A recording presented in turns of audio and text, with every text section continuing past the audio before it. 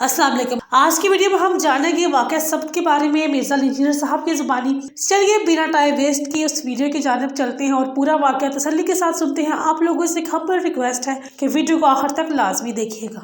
अऊज़ु बिल्लाहि मिनश शैतानिर रजीम, बिस्मिल्लाहिर रहमानिर रहीम। इन्नमा जुइलस सब्तु अलल लज़ीना इख्तलफू फीह। हफ्ते का दिन तो उन्हीं पर मुकर्रर किया गया था कि जो इस मामले में मुख्तलिफ हो गए, यानी एक बात के ऊपर वो मुत्तफिक ना हो सके। इसमें असहाबे सब्त के हवाले से डिस्कशन हुई है, जिसका तफसीली वाकया हम ऑलरेडी सूरतुल अराफ में कवर कर चुके हैं। एक ही पैगंबर के मानने वाले थे और एक खुदा के मानने वाले थे। अल्लाह ताला की तरफ से हुक्म आया कि हफ्ते के दिन शिकार नहीं करना, इसको खालिसतन अल्लाह के लिए वक्फ करना है। लेकिन उन्होंने इसमें हीलों और बहानों से काम लेते हुए अल्लाह ताला के हुक्म को तोड़ दिया, और वो आजमाइश भी बनी इस हवाले से कि बाकी पूरे वीक में मछलियां नहीं आती थी, हफ्ते वाले दिन वो मछलियां, सूरतुल अराफ के अल्फाज है कि उनकी आंखों के सामने खुदकती थी पानी से निकल निकल कर। शायद मछलियों को भी पता चल गया था कि ये मजबूर है, हमें शिकार नहीं कर सकते। कुछ अरसा तो उन्होंने सब्र किया, फिर वो उस गुनाह के अंदर मुब्तला हो गए। अच्छा, काफी इंटरेस्टिंग। और उनमें 3 ग्रोह बन गए, जो यहां पर आया कि मुख्तलिफ हो गए लोग अपने ओपिनियन के पॉइंट ऑफ व्यू से, उस हुक्म के हवाले से। एक अहले ईमान का वो ग्रोह था जो कामिलुल ईमान थे, जिन्होंने ट्रू स्पिरिट के अंदर इस हुक्म के ऊपर अमल किया और हफ्ते के दिन के शिकार से बाज आ गए। उनके बारे में अल्लाह ताला ने सूरतुल अराफ में साथ ही जिक्र कर दिया कि वो तो निजात पा गए। अच्छा, दूसरा ग्रोह वो था जो इस गुनाह के काम में मुलव्वस हुआ, और यकीनन वो तो तबाह बर्बाद हो गए। हत्ता कि अल्लाह ताला ने फरमाया कि हमने उन्हें फिटकारे हुए बंदर बना दिया। अस्तगफिरुल्लाह, अल्लाह की पनाह। उनकी शक्लें बंदरों से बदल दी गई। तीसरा ग्रोह वो था जो खुद तो उस गुनाह के अंदर मुब्तला नहीं हुआ, लेकिन उसने उन लोगों को भी उस बुराई से नहीं रोका। हत्ता कि जो लोग इस बुराई से रोक रहे थे कि अल्लाह की हद को ना तोड़ो, उन्हें भी कहा कि इनको इनके हाल पर छोड़ दो, ये खुद वबाल इसका चखेंगे, हमें क्या जरूरत है इन्हें मना करने की, इन्हें पता तो है कि अच्छाई क्या है और बुराई क्या है। ये इस किस्म के जो मम्मी डैडी किस्म के लोग होते हैं ना, बुज़दिल, ये इस उम्मत में भी बड़ी कसरत से पाए जाते हैं, जो चाहते हैं कि हम सारी पार्टी को खुश रखें, क्योंकि जब आप किसी की बुराई उस पर हाईलाइट करेंगे तो वो आपका दुश्मन बन जाएगा। तो बेहतर यह है कि आप मीठी मीठी बातें करें, किसी को बुराई से ना रोकें, ताकि किसी की दुश्मनी मोल ना लें। जब वो उन लोगों को कहते थे कि तुम लोग इन्हें क्यों रोकते हो, इन्हें नहीं पता कि अच्छा क्या है बुरा क्या है, तो वो लोग जवाबन ये कहते थे जो कामिलुल ईमान थे कि हम इसलिए इन्हें बुराई से रोक रहे हैं कि हम अल्लाह के हुजूर अपना उज़र पेश कर सके कि या अल्लाह, हम खुद तो बुराई से रुके थे, अगरचे इन्हें जबरदस्ती रोक नहीं सके, लेकिन हमने इन्हें एलानिया खबरदार किया था कि इस पर अल्लाह का अजाब आ जाएगा जो हरकत तुम कर रहे हो, ताकि क़यामत के दिन अगर अल्लाह ताला हमें पूछे कि ईमान का तकाजा तो यह था कि तुमने बुराई से रोकना है, तुमने क्यों नहीं रोका, तो हम जवाब दे सकें कि हमने तो कोशिश की थी। अब हैरान कुन बात है कि जिन लोगों ने बुराई से रोका, उनके बारे में तो सूरतुल अराफ में आया कि हमने उन्हें निजात दे दी। जो लोग इस बुराई में इन्वॉल्व हुए, उनके लिए कहा कि उनको हमने बंदर बना दिया। एक जगह खिंजीर बनाने का जिक्र भी आया। जो ये सबको खुश रखने वाले, चापलूसी करने वाले लोग थे, जो सारी पार्टी को खुश रखते थे, अगरचे वो खुद गुनाह नहीं कर रहे थे, उनको अल्लाह ताला ने सूरतुल अराफ में अनअटेंडेड छोड़ दिया। उनका अंजाम बताया ही नहीं, ताकि एक तलवार लटकती रहे। मेरा तो अपना ख्याल है कुरान के उसलूब में कि वो भी तबाह बर्बाद हो गए, क्योंकि जब अल्लाह ने निजात पाने वालों का जिक्र किया, उसमें उन्हें शुमार नहीं किया। अगर वो निजात नहीं पा सके तो फिर दूसरी बात है, क्योंकि इस्लाम में दरमियान की चीज तो कोई नहीं है, 0-1 वाला मामला है। लेकिन जानबूझ के उनका जिक्र छोड़ दिया ताकि एक तलवार लटकती रहे। इस हवाले से जो अहले ईमान होंगे उन्हें बात समझ आ जाएगी कि वो लोग भी बर्बाद हो गए, और दूसरे लोगों के लिए एक आजमाइश वाला मामला हो जाएगा। ये बात मैं इसलिए कर रहा हूं कि इसी कॉन्टेक्स्ट में अल मुस्तदरक लिल हाकिम में बड़ी तफसीली हदीस है, जिसमें असहाबे सब्त, जिनको अल्लाह ताला ने बंदर और खिंजीर बना दिया था, इब्ने अब्बास रज़ियल्लाहु ताला अन्हु जब भी ये वाकया बयान करते थे, अल मुस्तदरक लिल हाकिम में तफसीली हदीस है, तो वो इन आयात पे आकर रोया करते थे और कहा करते थे कि काश मुझे मालूम चल जाए कि अल्लाह ताला ने उस तीसरे ग्रोह के साथ क्या किया, जो खुद तो गुनाह में मुब्तला नहीं हुआ, लेकिन उसने बुराई से रोका नहीं है। यानी वो इस चीज के ऊपर परेशान थे कि कोई मुझे प्ली मिल जाए कि अगर कोई निजात का जरिया वहां भी बनता है, तो फिर इंसान वो वाला मौक़िफ़ भी अडॉप्ट कर सकता है।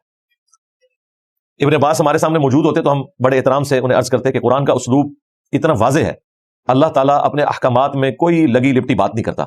اگر اللہ تعالیٰ یہ کلیم کر رہا ہے سورۃ الاعراف میں کہ نجات دی ہم نے ان لوگوں کو جو برائی سے روکنے والے تھے، اس میں امپلائڈ ہے کہ باقی سارے برباد ہی ہو گئے، کیونکہ اہل ایمان جو نجات پانے والے ہیں ان کا مرتبہ، ان کی عزت اور قدر اللہ کے نزدیک اتنی زیادہ ہے کہ یہ ہو ہی نہیں سکتا کہ اللہ تعالیٰ کسی کو نجات دے اور اس کا ذکر نہ کرے۔ تو میرے خیال میں تو یہ دو ہی گروہ تھے، ایک نجات پا گئے، باقی برباد ہو گئے۔ پھر قرآن حکیم کا اسلوب وہ صرف نیکی کی دعوت کی بات نہیں کرتا، برائی سے روکنے کی بھی بات کرتا ہے۔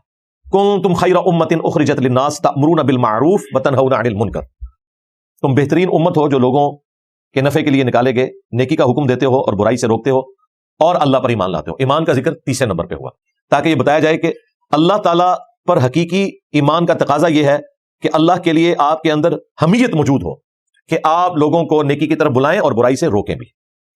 نیکی کی طرف بلانا بھی آسان کام ہے، اصل مسئلہ ہے برائی سے روکنا۔ اس کے اوپر پھر دشمنی اور ڈی فیم ہونے کا خطرہ یہ ہمیشہ منڈلاتا رہتا ہے، بلکہ ہو جاتا ہے۔ خطرہ کیا ہے؟ یقیناً ایسے ہی ہوتا ہے۔ جب آپ کسی کو نیکی کی طرف بلائیں وہ برا نہیں مانتا، لیکن جیسے ہی اسے کہیں کہ یہ تم غلط کام کر رہے ہو تو بھائی یہ تو اولاد بھی ماں باپ سے سننے کے لیے تیار نہیں ہوتی ہے، اتنی ایگو آ جاتی ہے۔ پھر صحیح مسلم میں جو حدیث ہے کہ برائی کو ہو سکے تو ہاتھوں سے روکو، جو حکمران وقت کا کام ہے یا گھر میں والد کا کام ہے جس کے اختیار میں یہ چیز، ہاتھ سے نہیں روک سکتے تو زبان سے برا کہو، روکنے کی کوشش کرو۔ اب یہ کام بھی اصحاب سبت میں اس تیسرے گروہ نے نہیں کیا تھا، ان کا تھا ٹھیک ہے ان کو کرنے دو۔ یہ کام جنہوں نے کیا تھا اللہ نے انہیں نجات دی۔ اور پھر نبی اسلام نے فرمایا اگر زبان سے بھی نہیں روک سکتے تو کم از کم دل میں برا جانو، لیکن کہا کہ ذالک اضعف الایمان، یہ ایمان کا سب سے کمزور ترین درجہ ہے، یعنی ایک کمزور دھاگے سے آپ ایمان کے ساتھ جڑے ہوئے، اگر آپ برائی کو دل میں برا جان رہے ہیں، یعنی کسی بھی وقت آپ اس کیٹیگری سے باہر نکل جائیں گے۔ یعنی یہ کوئی اللہ تعالیٰ کو پسندیدہ نہیں ہے کہ کوئی شخص دل میں برائی کو برا جانے۔ اجازت اس لیے دے دی کہ بسا اوقات اس کی ضرورت پڑ جاتی ہے جہاں زندگی موت کی کشمکش بن جائے، وہاں تو بات سمجھ آتی ہے کہ کوئی شخص دل میں برائی کو برا جانے، لیکن جہاں زندگی موت کی کشمکش نہیں ہے، صرف ایک رکھاؤ کے ختم ہونے کے ڈر سے، ڈی فیم ہو جانے کے ڈر سے، خام خواہ کسی کی نظروں میں برا بننے کے ڈر سے آپ رک جاتے ہیں، تو میں نہیں سمجھتا کہ ایسا شخص قیامت کے دن اللہ تعالیٰ کو کوئی جسٹیفیکیشن پیش کر سکتا ہے۔ سیدھی سی بات ہے۔ امت کی تباہی کی وجہ یہ ہوتی ہے کہ جب امت کے بڑے برائی سے روکنا چھوڑ دیں اپنی زبان سے اور دل میں برا جاننا شروع کر دیں، پھر اگلی نسل دل میں بھی برا جاننا چھوڑ دیتی ہے، کیونکہ جب تک آپ اپنی زبان سے اظہار نہیں کریں گے تو کیسے پتا چلے گا کہ یہ برائی ہے؟ لوگ سمجھیں گے کہ اسی طریقے سے کو ایگزسٹ کرنا ہوتا ہے برائی کے ساتھ، گناہ کے کاموں کے ساتھ۔ لہذا اصحاب سبت کا واقعہ نہ صرف بنی اسرائیل کے لیے بلکہ امت محمدیہ صلی اللہ علیہ وآلہ وسلم کے لیے بھی ایک عبرت والا واقعہ ہے کہ ہمیں اپنے معاملات میں سیدھا ہونے کی ضرورت ہے، اور یہ کوئی آپشنل چیز بھی نہیں ہے۔ کامیابی کی اللہ تعالیٰ نے 4 شرائط رکھی ہیں سورۃ العصر میں۔ الا الذین آمنوا، پہلے فرمایا کہ زمانے کی قسم ہے کہ پوری انسانیت ہی گھاٹے میں ہے، یا زمانہ گواہ ہے اس بات پہ کہ انسانیت گھاٹے میں چلتی آ رہی ہے۔ والعصر ان الانسان لفی خسر، واقعی انسانیت گواہ ہے کہ نوح علیہ السلام کے ساتھ صرف 78 لوگ تھے جو نجات پا گئے، باقی تو سارے برباد ہوئے۔ یہ زمانہ گواہ ہے، زمانے نے تو یہ وقت دیکھا ہے نا، زمانے کی قسم زمانہ گواہ ہے اس بات پہ کہ پوری انسانیت گھاٹے میں ہے، سوائے ان کے کہ جو ایمان لے آئے، الا الذین آمنوا وعملوا الصالحات، اور نیک اعمال کیے۔ اگلی 2 چیزیں بہت مشکل ہیں، وتواصوا بالحق، حق بات کی وصیت کرتے رہے، وتواصوا بالصبر، اور اس کا لازمی نتیجہ یہ ہے کہ پھر جو تکلیف آنے والی ہے اس کے اوپر بھی صبر کی تلقین کرتے رہے۔ کس کو؟ یعنی جن کو آپ تلقین کر رہے ہیں نا حق بات کی، ان کو آپ ساتھ یہ بھی بتائیں گے کہ جب آپ حق کے راستے پر چلو گے یا کسی کو برائی سے روکو گے تو تم پہ تکلیف بھی آ سکتی ہے، تو ان کو پھر آپ نے صبر کی تلقین بھی ساتھ کرنی ہے، اور پریکٹیکلی آپ اپنے آپ کو بھی صبر کی تلقین کر رہے ہیں، کیونکہ ہو سکتا ہے کہ جسے آپ حق بات کی وصیت کر رہے ہیں وہی آپ کو صبر کے درجے پر پہنچا دے، آپ کی مخالفت کے اوپر کھڑا ہو جائے۔ تو یہ جو لولا لنگڑا قسم کا دین لیے لوگ پھرتے ہیں، جس میں آپ نے صرف نیکی کا حکم دینا ہے، برائی سے روکنا نہیں ہے، یا خود نیکیاں کرنی ہے باقی جائیں بھاڑ میں، وہ باقی نہیں بھاڑ میں جائیں گے، آپ نے بھی بھاڑ میں چلے جانا ہے ساتھ، کیونکہ آپ نے تو 4 شرائط پوری کرنی ہے کامیابی کے لیے جو اللہ تعالیٰ کی طرف سے اوبلیگیٹری ہے۔ اصحاب سبت کا واقعہ اس اعتبار سے قرآن حکیم میں ایک یونیک واقعہ ہے کہ آپ گناہ نہ کرتے ہوں لیکن گناہوں سے روکتے بھی نہ ہو تو بھی گویا کہ آپ انہی لوگوں میں شمار ہوں گے کہ جو گناہ کرنے والے ہیں، کیونکہ آپ نے اللہ تعالیٰ کے لیے اپنی غیرت حمیت نہیں دکھائی۔ تو اللہ تعالیٰ نے یہاں پہ یہودیوں کا ذکر کیا کیونکہ اس سے پہلے حضرت ابراہیم علیہ السلام کا ذکر ہوا تھا، اور یہودی اپنے آپ کو ابراہیمی کہتے تھے، ہے بھی تھے، نسلاً تو تھے، بنو اسرائیل میں سے تھے، اور دین ابراہیمی کو بھی کلیم کرتے تھے، ایک خدا کے ماننے والے تھے، اگرچہ اس میں خرابیاں آ گئی تھی۔ تو اللہ تعالیٰ نے فرمایا کہ ہفتے کا دن تو انہی پر مقرر کیا گیا تھا جنہوں نے اس میں اختلاف کیا۔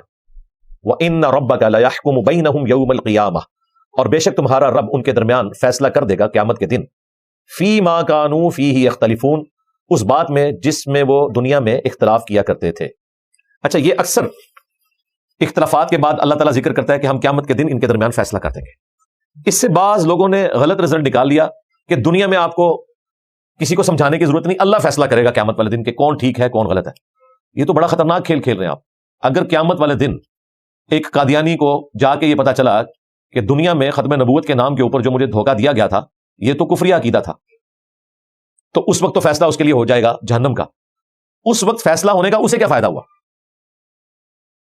تو اس آیت کو اللہ تعالیٰ بیسیکلی دھمکی کے طور پر بیان کرتا ہے کہ یہاں تو تمہارے لیے کھلی چھٹی ہے، گمراہی پھیلا لو، آپس میں اختلاف بھی کر لو، ہو سکتا ہے کوئی چرب زبانی کی وجہ سے غلط نظریے والا اپنے آپ کو صحیح بھی ثابت کرتے، لیکن قیامت کے دن فیصلہ ہو جائے گا کس نے چرب زبانی کی اور کس نے واقعتاً اللہ کی وحی کے ذریعے اپنے عقائد اور نظریات کی اصلاح کی۔ ہمارے لیے یہ ہے کہ ہم نے دنیا میں فیصلہ کرنا ہے کہ کون سا راستہ حق کا ہے اور کون سا گمراہی کا ہے۔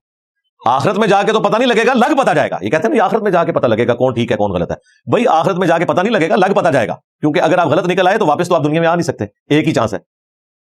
اگرچہ قرآن میں کئی مقامات پہ آئے کہ لوگ وہاں چیخو پکار کریں گے کہ یا اللہ ایک دفعہ دنیا میں دوبارہ بھیج دے تو ہم درست اعمال کریں گے، پیغمبروں کی پیروی کریں گے، لیکن اللہ تعالیٰ دوبارہ دنیا میں کسی کو بھیجے گا نہیں۔ لہٰذا دنیا میں آپ کو یہ پتہ چلنا ضروری ہے کہ کون حق کے راستے پر ہے اور کون گمراہی کے راستے پر ہے۔ یہ قیامت کے دن کا فیصلہ اللہ تعالیٰ نے رکھا ہے جزا اور سزا کے حوالے سے۔ اس میں تسلی ہے اہل ایمان کے لیے کہ آپ نے ٹینشن نہیں لینی۔ اگر دنیا میں لوگ آپ کی بات کو قبول نہیں کر رہے تو قیامت کے دن اللہ فیصلہ کرے گا، انہی لوگوں کے سامنے آپ کو جنت میں بھیجے گا اور انہیں جہنم میں پھینکے گا، اور اس فیصلے کے ذریعے آپ کے دلوں کو اللہ تعالیٰ ٹھنڈک پہنچا دے گا۔ اور جو اللہ کے باغی ہیں ان کے لیے بھی میسج ہے کہ یہاں تو تم چرب زبانیاں کر لیتے ہو، قیامت کے دن اللہ تعالیٰ تمہارے درمیان فیصلہ کر دے گا اور تمہیں اپنے انجام تک پہنچائے گا۔ میں اکثر یہ کہتا ہوں کہ اہل ایمان کے لیے جتنی خوشی جنت میں جانے کی ہے نا، اتنی ہی خوشی اہل ایمان کے لیے قیامت کے دن یہ بھی ہے کہ جن لوگوں نے دنیا میں اہل ایمان کو تکلیفیں دی ہیں، اہل ایمان جب انہیں عذاب میں مبتلا دیکھیں گے نا تو ان کے دلوں کو سکون ملے گا۔ مثلا عمار بن یاسر رضی اللہ تعالیٰ عنہ نے ایک دن میں اپنے ماں باپ دونوں کو کھویا ہے، اتنی بے دردی کے ساتھ ان کی نگاہوں کے سامنے ان کے والد یاسر کو قتل کیا گیا اور ان کی والدہ سمیہ کو، اور کتنی تکلیف کے ساتھ مخالف سمت میں 2 اونٹ دوڑائے گئے، جسم کے 2 ٹکڑے کیے گئے۔